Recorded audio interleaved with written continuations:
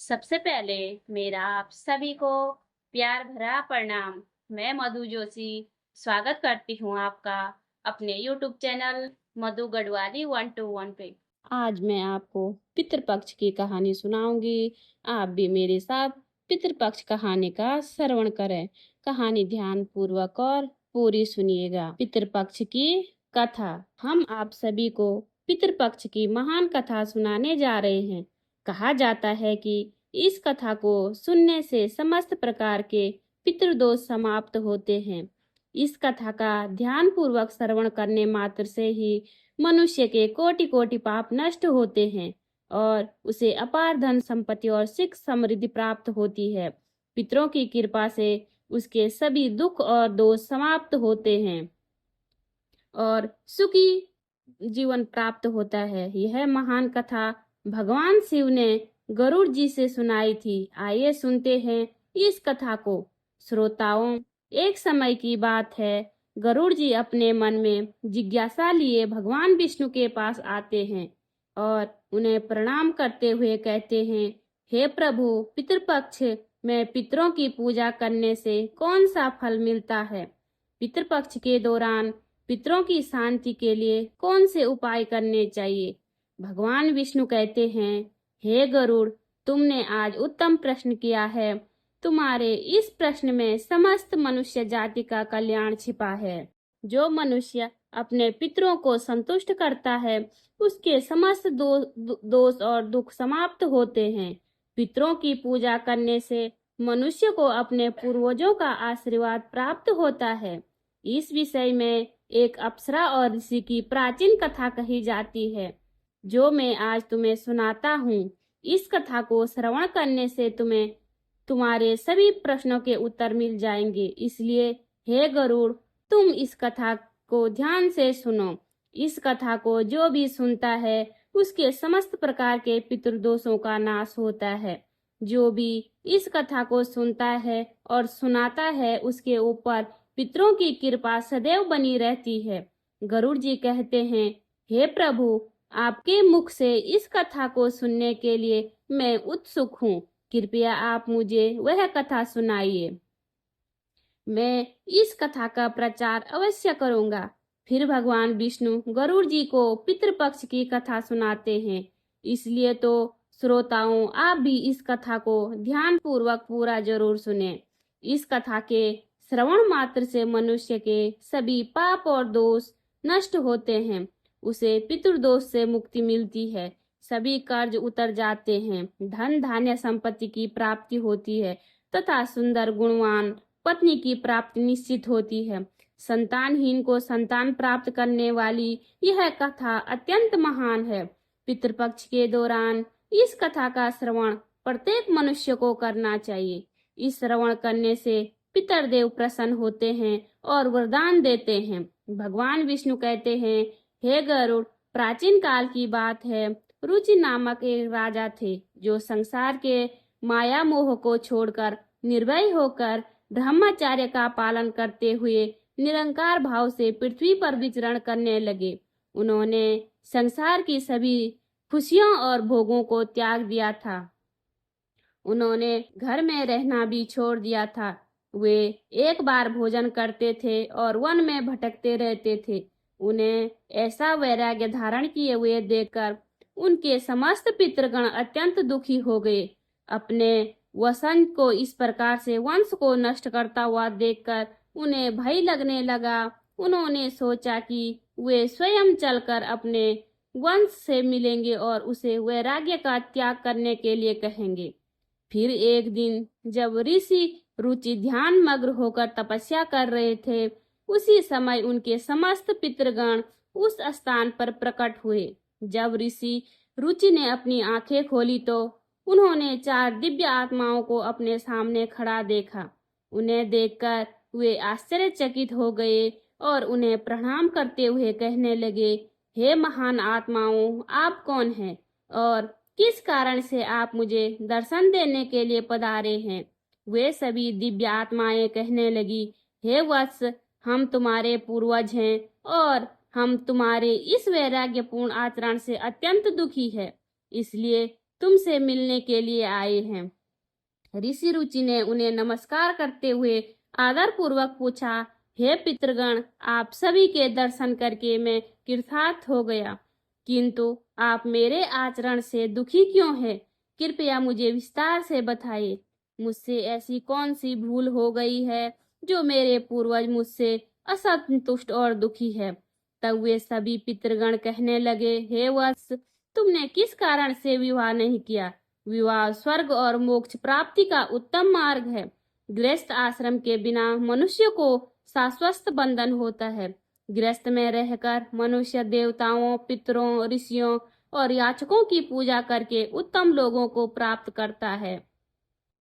वह देवताओं को स्वाहा और पितरों को स्वस्ता शब्द से उच्चारण से तथा द्वार पर आए अतिथियों और याचकों को दान देकर संतुष्ट करता है। विवाह न करके और संतान को उत्पन्न न करके तुम देव ऋण तथा पितृजनों के ऋण से मुक्ति नहीं पा सकोगे।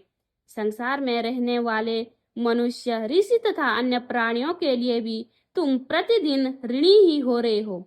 संतान की उत्पत्ति के बिना तुम स्वर्ग को कैसे प्राप्त कर सकोगे? देव पूजा, पितृ तर्पण तथा संन्यास ग्रहण किए बिना तुम्हें स्वर्ग की प्राप्ति नहीं होगी। सभी पितृ कहते हैं, हे पुत्र, यदि तुमने विवाह नहीं किया तो यह अन्याय केवल तुम्हें कष्ट ही देगा। मरने के बाद तुम्हें नर्क की प्राप्ति होगी और अगले जन्म में भी कष्ट भोगने होंगे। फिर ऋषि ने अपने पितरों से कहा, हे पितरों, जीवन में विवाह करना अत्यंत दुखदायक है। इससे पाप का संग्रह होता है और अंतकाल में यह अधोगति प्रदान करता है। इसी विचार से मैंने स्त्री के साथ विवाह नहीं किया है। स्त्री संग परिग्रहण करने से मुक्ति नहीं मिलती। जो व्यक्ति अविवाहित रहकर प्रतिदिन विद्या ग्रहण करता है और ज्ञान के अमृत से अपनी आत्मा को निर्मल करता है, वह मेरे लिए श्रेष्ठ है। विद्वानों ने अनेक प्रकार के सांसारिक कर्मों का वर्णन किया है, इसलिए मनुष्य को अपने इंद्रियों पर संयम रखकर तत्व ज्ञान के जल से आत्मा को शुद्ध करना चाहिए। फिर पितरों ने कहा, हे वश, इंद्रियों को वश में रखकर ज्ञान के द्वारा आत्मा को निर्मल करना चाहिए। तुम्हारा यह कथन उचित ही है, किंतु यह कल्याण का मार्ग नहीं है जिस पर तुम चल रहे हो। यज्ञ, तप और दान के द्वारा अपने अमंगल को दूर करते हुए फल प्राप्ति की कामना रहित को शुभ और अशुभ कर्म है। वे बंधन के कारण नहीं होते। जो पूर्व का कर्म है वह भोग से नष्ट होता है। पूर्व जन्म का जो पुण्य कर्म है वह सुख दुख को भोगने के निरंतर नष्ट होता रहता है। फिर ऋषि रुचि ने कहा, हे पितामह, वेदों में कर्म मार्ग के प्रतिपादन द्वारा अविद्या और माया की पुष्टि की गई है, इसलिए आप मुझे विवाह करने के लिए क्यों प्रेरित कर रहे हो? विवाह करना मेरे अनिष्ट ही हो जाएगा। पितरों ने कहा, हे वत्स, कर्म द्वारा जो भी किया जाता है वह अविद्या है, यह सत्य है, किंतु विद्या प्राप्त करना भी एक प्रकार का कर्म है। शास्त्रों में जो विविध कर्म है, सज्जन पुरुष उनका उल्लंघन नहीं करते, उन्हें उसी से मोक्ष की प्राप्ति होती है। शास्त्रों में पुरुष को विवाह करने की आज्ञा दी गई है। विवाह न करने पर पुरुष को मुक्ति नहीं मिलती। संतान के बिना उसे मोक्ष नहीं मिलता। संतान के द्वारा किए गए श्राद्ध कर्म से ही उसे मोक्ष मिलता है। इसलिए हे पुत्र, तुम विधि पूर्वक विवाह करो। विवाह न करने से तुम्हारे सभी कर्म भी नष्ट हो जाएंगे और तुम विफलावताओं को प्राप्त करोगे। यदि हमारा वंश नष्ट हो जाएगा तो हमारी आत्माएं अतृप्त हो रहेंगी। विवाह करके संतान उत्पन्न करके ही तुम अपने पितरों को संतुष्ट कर सकते हो। भगवान विष्णु कहते हैं, हे गरुड़, इस प्रकार से अपने पितरों के वचन सुनकर ऋषि रुचि को बड़ी ग्लानि हुई। उन्होंने विवाह करने का निश्चय किया। फिर ऋषि रुचि ने अपने पितरों से कहा, हे पितृगण, अब तो मैं बूढ़ा हो गया हूँ, कौन मुझे अपनी कन्या प्रदान करेगा? वैसे भी मुझ जैसे वृद्ध व्यक्ति के लिए विवाह करना अत्यंत कष्ट साध्य है। फिर पितरों ने कहा, हे वत्स, यदि तुम हमारे वचनों का पालन नहीं करोगे तो निश्चित ही हम सभी पितरों का पतन हो जाएगा और तुम्हारी अधोगति हो जाएगी। इतना कहकर सभी पितृगण अदृश्य हो गए। भगवान विष्णु कहते हैं, हे गरुड़, पितरों के द्वारा ऐसे वाक्य सुनकर ऋषि रुचि मन ही मन अत्यधिक व्याकुल हो उठे। अपने पितरों की मुक्ति के लिए विवाह करने का विचार करते हुए वे कन्या को खोज में पृथ्वी लोक पर विचरण करने लगे, किंतु उन्हें कहीं भी कन्या की प्राप्ति नहीं हो सकी। अपने पितरों के वचनों के बार बार मन में सोचते हुए वे चिंताग्रस्त होकर सोचने लगे, मैं क्या करूं, कहाँ जाऊं? मेरे पितृगणों की मुक्ति दिलाने के लिए कौन सी स्त्री मुझसे विवाह करेगी? इस प्रकार देर तक विचार करने के बाद ऋषि रुचि ने ब्रह्मादेव की तपस्या करना शुरू कर दी। ऋषि रुचि ने 100 वर्षों तक एक वन में घोर तपस्या की। तत्पश्चात जगत पिता ब्रह्मा ने उन्हें दर्शन दिया और कहा, हे रुचि, मैं तुम्हारी तपस्या से प्रसन्न हूँ। तुम्हारी जो भी अभिलाषा है उसे प्रकट करो, मैं अवश्य पूर्ण करूंगा। तब ऋषि रुचि ने ब्रह्मादेव को प्रणाम किया और कहा, हे परम पिता, मेरे पितरों ने मुझे संतान उत्पन्न करने के लिए कहा है, किंतु इस समय मुझे विवाह के लिए कोई कन्या दिखाई नहीं पड़ रही है, इसलिए कृपया कृपया आप मुझे कन्या प्रदान करें, जिससे विवाह करके मैं संतान प्राप्त कर सकूं। इस पर ब्रह्मादेव ने कहा, हे विप्र, तुम संसार के प्रजापति हो जाओगे, तुम्हारे द्वारा प्रजा की सृष्टि होगी। तुम्हारे पितरों ने कहा है कि तुम्हें स्त्री से विवाह करना चाहिए। इस अभिलाषा को मन में रखते हुए तुम्हें पितरों की पूजा करनी चाहिए। वे प्रसन्न होकर तुम्हारी इस कामना को पूर्ण करेंगे और तुम्हें उत्तम स्त्री की प्राप्ति होगी। इस प्रकार कहकर ब्रह्मादेव अंतर ध्यान हो गए। ब्रह्मा जी के वचन सुनकर ऋषि रुचि ने पुनः अपने पितरों को प्रसन्न करने का निश्चय किया। फिर ऋषि रुचि नदी के तट पर पहुंचे और एकांत में उन्होंने अपने पितरों का तर्पण करके उन्हें संतृप्त किया। तत्पश्चात एकाग्रचित होकर उन्हें भक्ति पूर्वक अपने पितरों की स्तुति करने लगे।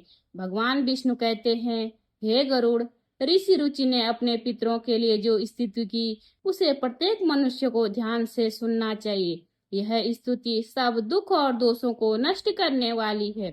जो केवल एक बार इस स्तुति को सुनता है उसके अनेक पाप नष्ट होते हैं और उसे पितरों का आशीर्वाद प्राप्त होता है।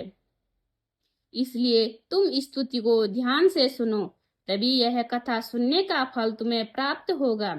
महात्मा रुचि इस प्रकार स्तुति करने लगे, जो अधिदेवता के रूप में विद्यमान रहते हैं और जो श्राद्ध के अवसर पर देवताओं को स्वतः द्वारा तृप्त किया जाता है, उन सभी पितृगणों को मैं नमस्कार करता हूँ। स्वर्ग में अवस्थित महर्षिगण भुक्ति मुक्ति को कामना से मानसिक श्राद्ध द्वारा जिन्हें भक्ति पूर्वक तृप्त करते हैं, उन सभी पितरों को मैं प्रणाम करता हूँ। अग्नि, स्वास्थ्य, पार्षद, आज्य और सोमपति गण वे सभी इस श्राद्ध में मेरे द्वारा संतृप्त होकर तृप्ति को प्राप्त करें। अग्नि, स्वास्थ्य, पितृ मेरी पूर्व दिशा की रक्षा करें। वर्षद नामक पितृगण सर्वदा मेरी दक्षिण दिशा की रक्षा करें। आग पितृजन पश्चिम दिशा तथा सोम पितृगण उत्तर दिशा की रक्षा करे। यह समस्त पितृजन राक्षस, भूत, पिशाच और असुर गणों के कारण उत्पन्न दोषों से नित्य सब प्रकार से हमारी रक्षा करे। विश्व विश्व भूख, आराध्य, धर्म, धान्य, शुभानंद, भूति न भूति कीर्त और भूति नामक जो पितरों के 9 गण हैं, तथा कल्याण और कलदराश्रय, कलता हेतु और अनग नामक जो पितरों के 6 गण कहे गए हैं, और वर, वैराग्य, वरद, तुष्टि, पुष्टि, विश्वपात और धाता नामक से विख्यात से 7 गण, तथा पितृगणों के पाप विनाशक जो महान, महात्मा, महित, महिमावान और महाबल नाम से प्रसिद्ध ये 5 गण है, उन गणों को साथ सुखद धनम धर्म दुरई अत्यंत प्रसन्न हो गई। और उसी समय एक दिव्य तेज उत्पन्न हुआ जो आकाश मंडल में चारों ओर व्याप्त हुआ। संपूर्ण विश्व को अपने तेज से आच्छादित करने वाले उस रोशनी को देखकर ऋषि रुचि अपने घुटनों पर बैठकर फिर से पितरों की स्तुति करने लगे। रुचि की स्तुति सुनकर पितृगण अत्यंत प्रसन्न हुए और वे उनके सामने प्रकट हुए। रुचि ने पुष्प, गंध और अनुले पदार्थों से उन्हें निवेदन किया था। वे सभी पितर उन्हीं को धारण करके उनके सामने प्रकट हुए। रुचि ने भक्तिपूर्वक हाथ जोड़कर अपने पितरों को प्रणाम किया और निवेदन किया। प्रसन्न होकर पितरों ने कहा, हे पुत्र, तुम्हारी इस स्तुति से हम अत्यंत प्रसन्न हैं। इसलिए अब तुम्हारी जो भी कामना है वही निसंकोच होकर कहो। फिर नतमस्तक होकर रुचि ने पितरों से कहा, हे पितृदेव, ब्रह्मदेव ने सृष्टि की रचना करने के लिए मुझे प्रजापति बनाया है। इसलिए मैं आप संतान उत्पन्न करने से समर्थ, गुणवान, चरित्रवान पत्नी की कामना करता हूँ। फिर पितरों ने कहा, हे वत्स, इसी स्थान पर अभी इसी क्षण तुम्हें उत्तम मनोरमा पत्नी की प्राप्ति होगी और उसी से तुम्हें पुत्र होगा। हे रुचि, वह पुत्र बुद्धिमान और बलशाली होकर रोज नाम से तीनों लोकों में ख्याति प्राप्त करेगा। उसके भी अतिशय बलवान, महापराक्रमी, महात्मा और पृथ्वी का पालन करने वाले बहुत से पुत्र होंगे। कहकर समस्त पितृगण ऋषि रुचि को आशीर्वाद देकर उस स्थान से अंतर्ध्यान हो गए। पितरों के अंतर्ध्यान होते ही पितरों की कृपा से उसी समय उस नदी के मध्य में ही रुचि के समीप प्रमलोचा नामक एक को प्रिय लगने वाली सुंदर श्रेष्ठ एक अप्सरा प्रकट हुई। उस श्रेष्ठ अप्सरा ने मधुर वाणी में महात्मा रुचि से कहा, हे तपस्वी, श्रेष्ठ वरुण के पुत्र महर्षि पुष्कर द्वारा मेरी एक अतिशय सुंदर कन्या उत्पन्न हुई है। मैं उस सुंदर रूप वाली माननी नामक कन्या को भार्या के रूप में आपको प्रदान करती हूँ। आप इससे विवाह करें। इस कन्या से आपको अतिशय बुद्धिमान मनु नामक का पुत्र होगा। फिर प्रजापति रुचि ने उस अप्सरा कन्या से विवाह किया। भगवान विष्णु कहते हैं, हे गरुड़, इस प्रकार से ऋषि रुचि ने अपने पितरों को प्रसन्न करके विवाह के लिए कन्या प्राप्त की और अपने वंश को आगे बढ़ाया। फिर गरुड़ जी ने कहा, हे प्रभु, मुझे पितरों को प्रसन्न करने का तरीका विस्तार से बताइए। भगवान विष्णु ने गरुड़ जी से कहा कि पितरों को प्रसन्न करने के लिए कुछ विशेष अनुष्ठान, तर्पण और धार्मिक कार्यों का पालन करना आवश्यक होता है। आइए जानते हैं उन महत्वपूर्ण उपायों के बारे में। पितरों को प्रसन्न करने का सबसे पहला और मुख्य उपाय तर्पण है। तर्पण का अर्थ है जल अर्पण करना। पितृपक्ष के दौरान पवित्र जल को हाथ में लेकर पितरों का आह्वान करते हुए उन्हें जल अर्पण करना चाहिए। तर्पण में काले तिल, जल, दूध और कुशा का उपयोग किया जाता है। यह कार्य पवित्र मन और श्रद्धा से करना चाहिए, जिससे पितृगण तृप्त होकर प्रसन्न होते हैं।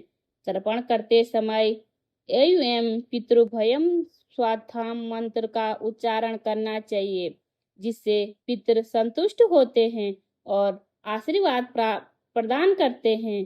भगवान विष्णु कहते हैं, श्राद्ध कर्म पितरों की तृप्ति के लिए एक महत्वपूर्ण अनुष्ठान है।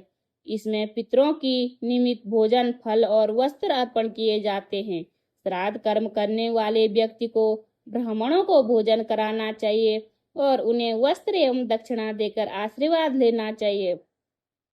श्राद्ध के दिन विशेष रूप से सात्विक भोजन बनाना चाहिए, जिसमें खीर, पूरी, सब्जी और अन्य पौष्टिक तत्व, ताजे खाद्य पदार्थ शामिल हो।